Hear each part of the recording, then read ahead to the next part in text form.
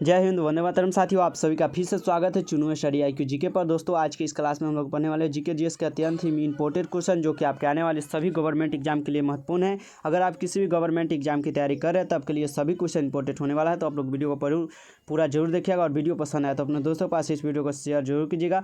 दोस्तों, अगर आप लोग को इसका PDF चाहिए तो आप लोग हमें इस नंबर पर मैसेज कीजिएगा या व्हाट्सअप ग्रुप का लिंक हम डिस्क्रिप्शन बॉक्स में दिए हैं, आप लोग वहाँ से भी व्हाट्सअप ग्रुप को ज्वाइन कर सकते हैं। तो आइए हम लोग आज का क्लास शुरू करते हैं। आज का पहला नंबर क्वेश्चन है, भारत का राष्ट्रीय खेल कौन सा है। वेरी वेरी इंपॉर्टेंट क्वेश्चन है, एग्जाम में बार बार पूछा जाता है। सभी क्वेश्चन इंपॉर्टेंट है तो याद रखिएगा।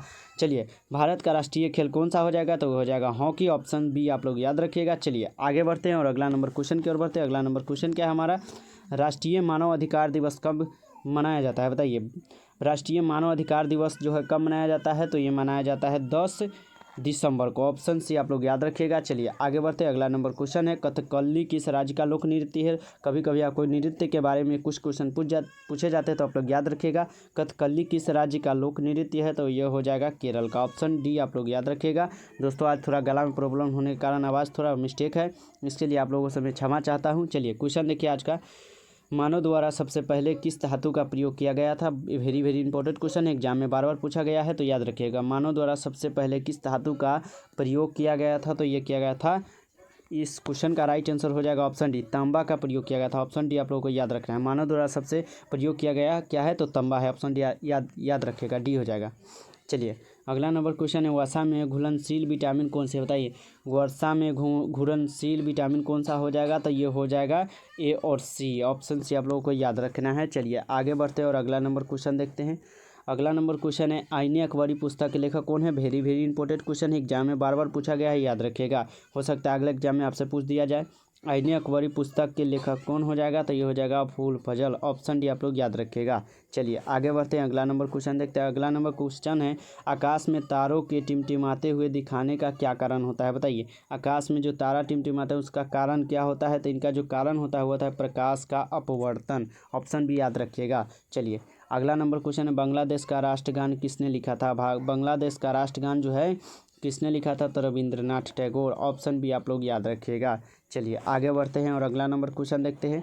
अगला नंबर क्वेश्चन है, बांग्लादेश की मुद्रा कौन सी है, बताइए। बांग्लादेश की मुद्रा कौन सी है, डॉलर है, रुपया है, यूरो है या टाका है, बताइए। बांग्लादेश की मुद्रा को क्या कहा जाता है, तो टाका कहा जाता है। ऑप्शन डी आप लोगों को याद रखना है। चलिए आगे बढ़ते हैं। अगला नंबर क्वेश्चन है, वाल्मीकि द्वारा रचित रामायण में कितने श्लोक है, बताइए। वाल्मीकि जी द्वारा रचित रामायण में कितने श्लोक है, तो इनमें कुल 2400 श्लोक है, 24,000 श्लोक है। ऑप्शन भी आप लोगों को याद रखना है। चलिए आगे बढ़ते हैं। अगला नंबर क्वेश्चन है, वायुमंडलीय दाब मापा जाता है। वेरी वेरी इंपॉर्टेंट क्वेश्चन है, एग्जाम में बार बार रिपीट हुआ है तो याद रखिएगा। वायुमंडलीय दाब मापा जाता है, किस में मापा जाता है, तो बैरोमीटर में। ऑप्शन भी आप लोग याद रखिएगा। चलिए आगे बढ़ते हैं और अगला नंबर क्वेश्चन देखते हैं। अगला नंबर क्वेश्चन है, इंद्रधनुष में कितने रंग होते हैं। इंपॉर्टेंट क्वेश्चन है, याद रखिएगा। इंद्रधनुष में कितने रंग होते हैं, तो इनमें 7 रंग होते हैं। ऑप्शन से याद रखिएगा। चलिए आगे बढ़ते हैं और अगला नंबर क्वेश्चन देखते हैं। अगला नंबर क्वेश्चन है, हैदराबाद किस नदी के किनारे स्थित है। इंपॉर्टेंट क्वेश्चन है, याद रखें, एग्जाम में बार बार पूछा गया है। हैदराबाद किस नदी के किनारे स्थित है, तो ये हो जाएगा मूसी नदी के। ऑप्शन डी आप लोगों को याद रखना है। चलिए आगे बढ़ते हैं। अगला नंबर क्वेश्चन है, 1 घंटे में पृथ्वी कितने देशांतर रेखा घूमती है। 1 घंटे में पृथ्वी जो है कितने देशांतर रेखा घूमती है, तो 15 अक्ष पर। ऑप्शन भी आप लोगों को याद रखना है। चलिए आगे बढ़ते हैं और अगला नंबर क्वेश्चन देखते हैं। अगला नंबर क्वेश्चन है, हिंदी भाषा का पहला समाचार पत्र कौन सा है। वेरी वेरी इंपॉर्टेंट क्वेश्चन है, याद रखेगा। हिंदी भाषा का पहला समाचार पत्र कौन सा है, तो वो है उदंड मार्तंड। ऑप्शन भी याद रखिएगा। चलिए आगे बढ़ते हैं। अगला नंबर क्वेश्चन है, अगला नंबर क्वेश्चन क्या है हमारा, विश्व का सबसे बड़ा महाद्वीप कौन सा है। Very very important question, exam में 4 से 5 बार रिपीट हुआ है तो एग्जाम रखिएगा, याद रखिएगा। विश्व का सबसे बड़ा महाद्वीप कौन सा हो जाएगा, तो ये हो जाएगा एशिया महाद्वीप। ऑप्शन सी आप लोगों को याद रखना है। एशिया महाद्वीप जो विश्व का सबसे बड़ा महाद्वीप है। चलिए आगे बढ़ते हैं। अगला नंबर क्वेश्चन है, कबड्डी खेल में खिलाड़ियों की संख्या कितनी होती है। दोस्तों, आप लोग कबड्डी खेलते होंगे, आप लोगों को पता होगा कबड्डी खेल में खिलाड़ियों की संख्या कितनी होती है, तो 7 होती है। ऑप्शन भी याद रखेगा। चलिए आगे बढ़ते हैं। अगला नंबर क्वेश्चन है, विजय घाट किसकी समाधि स्थल है। वेरी वेरी इंपॉर्टेंट क्वेश्चन है, एग्जाम में रिपीट हुआ है कितनी बार। विजय घाट किसकी समाधि स्थल है, तो ये हो जाएगा लाल बहादुर शास्त्री की। ऑप्शन से आप लोगों को याद रखना है। चलिए आगे बढ़ते हैं। अगला नंबर क्वेश्चन क्या है, फलों को पकाने के लिए कौन सा गैस का प्रयोग किया जाता है? बताइए, फलों को पकाने के लिए कौन सा गैस का प्रयोग किया जाता है? तो ये क्या जाता है एथिलीन का। ऑप्शन से आप लोगों को याद रखना है। आगे बढ़ते हैं। अगला नंबर क्वेश्चन है, पूरब से पश्चिम दिशा में कौन सा ग्रह घूमता है? पूरब से पश्चिम दिशा में कौन सा ग्रह घूमता है? तो आप लोगों को याद रखना है कि ये घूमता है शुक्र ग्रह। ऑप्शन डी आप लोगों को याद रखना है। चलिए आगे बढ़ते हैं। अगला नंबर क्वेश्चन है, वायुयानों के टायरों में कौन सी गैस भरी जाती है? गाड़ियों के टायरों में दोस्तों सिंपल सा बात हो जाएगा कि गाड़ियों के टायरों में कौन सी गैस भरी जाती है? तो हीलियम। ऑप्शन सी आप लोगों को याद रखना है। चलिए आगे बढ़ते हैं। अगला नंबर क्वेश्चन है, विजय स्तंभ कहाँ पे स्थित है? Very very important question, exam में बार बार पूछा जाता है। विजय स्तंभ जो है किस राज्य में स्थित है? तो चित्तौड़गंज में। ऑप्शन सी याद रखिएगा।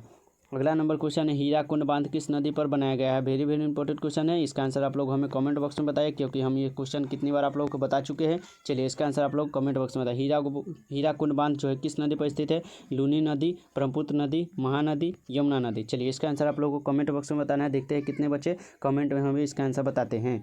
चलिए दोस्तों, अभी तक इस वीडियो को आप लोग सभी लोग लाइक नहीं किए तो आप लोगों से अनुरोध है कि इस वीडियो को लाइक कीजिएगा। चैनल पर पहली बार आए तो चैनल को सब्सक्राइब कीजिएगा, जिससे आपके पास सभी वीडियो का नोटिफिकेशन पहुंच पाए और आप अपने सभी जीके जीएस के वीडियो को देखकर अच्छी से अच्छी तैयारी कर पाए। चलिए क्वेश्चन क्या है हमारा, ध्वनि की चाल अधिकतम किस में होती है? ध्वनि की चाल जो है अधिकतम किस में होती है? तो ध्वनि की जो चाल होती है अधिकतम होती है स्टील में। ऑप्शन भी आप लोगों को याद रखना है। चलिए आगे बढ़ते हैं।